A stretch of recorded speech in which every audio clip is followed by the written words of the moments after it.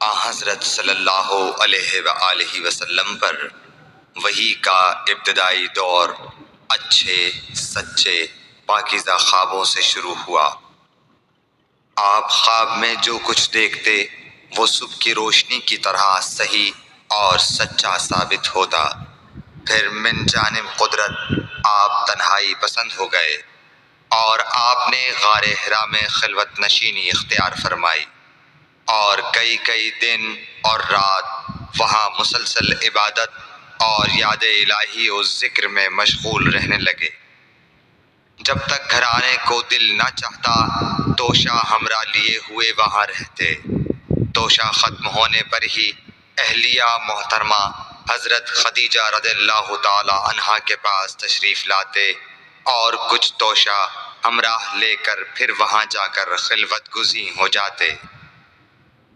یہی طریقہ جاری رہا یہاں تک کہ آپ پر حق منکشف ہو گیا اور آپ غار حرا ہی میں قیام پذیر تھے کہ اچانک حضرت جبرائیل علیہ السلام آپ کے پاس حاضر ہوئے اور کہنے لگے کہ اے محمد پڑھو۔ آپ فرماتے ہیں کہ میں نے کہا کہ میں پڑھنا نہیں جانتا۔ آپ صلی اللہ علیہ وسلم فرماتے ہیں کہ فرشتے نے مجھے پکڑ کر اتنے زور سے بھینچا کہ میری طاقت جواب دے گئی۔ پھر مجھے چھوڑ کر کہا پڑھو۔ میں نے پھر وہی جواب دیا کہ میں پڑھا ہوا نہیں ہوں۔ اس فرشتے نے مجھ کو نہایت ہی زور سے بھینچا کہ مجھ کو سخت تکلیف محسوس ہوئی۔ پھر اس نے کہا کہ پڑھ۔ میں نے کہا میں پڑھا ہوا نہیں ہوں۔ فرشتے نے تیسری بار مجھ کو پکڑا اور تیسری مرتبہ پھر مجھ کو بھینچا۔ پھر مجھے چھوڑ دیا اور کہنے لگا کہ پڑھو اپنے رب کے نام کی مدد سے جس نے پیدا کیا اور انسان کو خون کی پھٹکی سے بنایا۔ پڑھو اور آپ کا رب بہت ہی مہربانیاں کرنے والا ہے۔ بس یہی آیتیں آپ حضرت جبرائیل علیہ السلام سے سن کر اس حال میں غار حرا سے واپس ہوئے کہ آپ کا دل اس انوکھے واقعے سے کانپ رہا تھا۔ آپ حضرت خدیجہ کے ہاں تشریف لائے اور فرمایا کہ مجھے کمبل اوڑھا دو، مجھے کمبل اوڑھا دو۔ لوگوں نے آپ کو کمبل اوڑھا دیا۔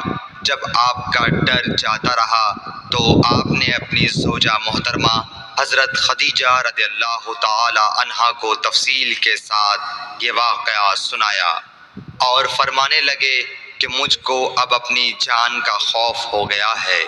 آپ کی اہلیہ محترمہ حضرت خدیجہ رضی اللہ تعالی عنہا نے آپ کی ڈھارس بندھائی اور کہا کہ آپ کا خیال صحیح نہیں ہے۔ اللہ کی قسم آپ کو اللہ کبھی رسوا نہیں کرے گا۔ آپ تو اخلاق فاضلہ کے مالک ہیں۔ آپ تو کنبہ پرور ہیں، بے کسوں کا بوجھ اپنے سر پر رکھتے ہیں، مفلسوں کے لیے آپ کماتے ہیں، مہمان نوازی میں آپ بے مثال ہیں اور مشکل وقت میں آپ امر حق کا ساتھ دیتے ہیں۔ ایسے اوصاف حسنہ والا انسان یوں بے وقت ذلت و خواری کی موت نہیں پا سکتا۔ پھر مزید تسلی کے لیے حضرت خدیجہ رضی اللہ تعالی عنہا آپ کو ورقہ بن نوفل کے پاس لے گئیں جو ان کے چچا زاد بھائی تھے اور زمانہ جاہلیت میں نصرانی مذہب اختیار کر چکے تھے اور عبرانی زبان کے کاتب تھے۔ چنانچہ انجیل کو بھی حسب منشائے خداوندی عبرانی زبان میں لکھا کرتے تھے۔ انجیل سریانی زبان میں نازل ہوئی تھی، پھر اس کا ترجمہ عبرانی زبان میں ہوا۔ ورقہ اسی کو لکھتے تھے۔ وہ بہت بوڑھے ہو گئے تھے، یہاں تک کہ ان کی بینائی بھی رخصت ہو چکی تھی۔ حضرت خدیجہ رضی اللہ تعالی عنہا نے ان کے سامنے آپ کے حالات بیان کیے اور کہا کہ اے چچا زاد بھائی، اپنے بھتیجے محمد صلی اللہ علیہ وسلم کی زبانی ذرا ان کی کیفیت سن لیجئے۔ وہ بولے کہ بھتیجے آپ نے جو کچھ دیکھا ہے اس کی تفصیل سناؤ۔ چنانچہ آپ صلی اللہ علیہ وآلہ وسلم نے از اول تا آخر پورا واقعہ سنایا، جسے سن کر ورقہ بے اختیار ہو کر بول اٹھے کہ یہ تو وہی ناموس معزز رازدان فرشتہ ہے جسے اللہ نے حضرت موسیٰ علیہ السلام پر وحی دے کر بھیجا تھا۔ کاش میں آپ کے اس عہد نبوت کے شروع ہونے پر جواں عمر ہوتا، کاش میں اس وقت تک زندہ رہتا جب کہ آپ کی قوم آپ کو اس شہر سے نکال دے گی۔ رسول کریم صلی اللہ علیہ وآلہ وسلم نے یہ سن کر تعجب سے پوچھا کہ کیا وہ لوگ مجھ کو نکال دیں گے، حالانکہ میں تو ان میں صادق و امین و مقبول ہوں؟ ورقہ بولا، ہاں یہ سب کچھ سچ ہے، مگر جو شخص بھی آپ کی طرح امر حق لے کر آیا لوگ اس کے دشمن ہی ہو گئے ہیں۔